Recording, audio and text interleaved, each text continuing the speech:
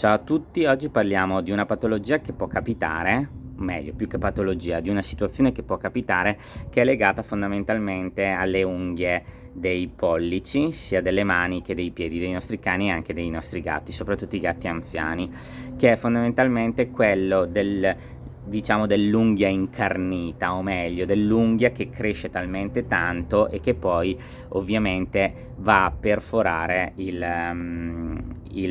cuscinetto digitale, sia nel cane che nel gatto. Nel cane anche in giovane età, ovviamente, se non viene tagliata l'unghia quando cresce troppo. Nel gatto invece tendenzialmente, nel gatto anziano, perché il gatto tendenzialmente si fa le unghie, mentre invece quando è molto anziano tendenzialmente non se le fa. Quindi controllate sempre le unghie dei vostri gatti anziani, perché generalmente può essere che trovate tutti gli artigli incastrati nei cuscinetti e quindi vanno ovviamente tagliati e disinfettati. Molto spesso mi è capitato una volta di trovare questi gatti con tutti gli artigli dentro che non camminavano più perché mi dicevano è anziano, non si muove più. In realtà non si muoveva perché tutte le volte che camminava aveva gli artigli che le andavano a pungere. Nel cane invece può capitare anche in giovane età ed è legato alla crescita di solito delle unghie, dei pollici, delle mani e a volte anche quelle dei piedi se hanno gli speroncini.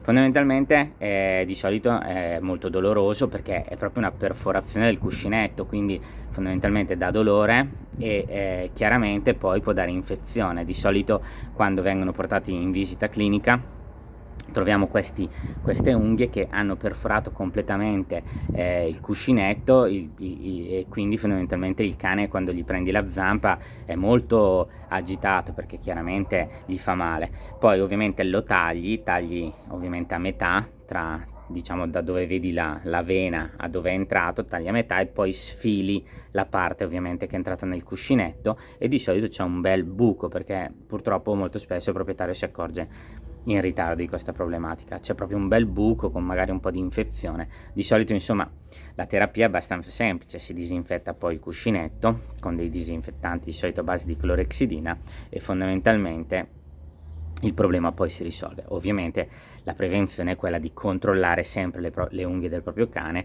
e se quando cominciano a essere troppo lunghe ovviamente portarla dal toilettatore a tagliare, chiaramente in quel caso lì. Quando invece sono perforate, lì ovviamente è un atto medico, quindi portarlo dal medico veterinario che taglierà e poi disinfetterà la zona. Spero che questo video vi sia piaciuto e noi ci vediamo alla prossima puntata. Un saluto a tutti.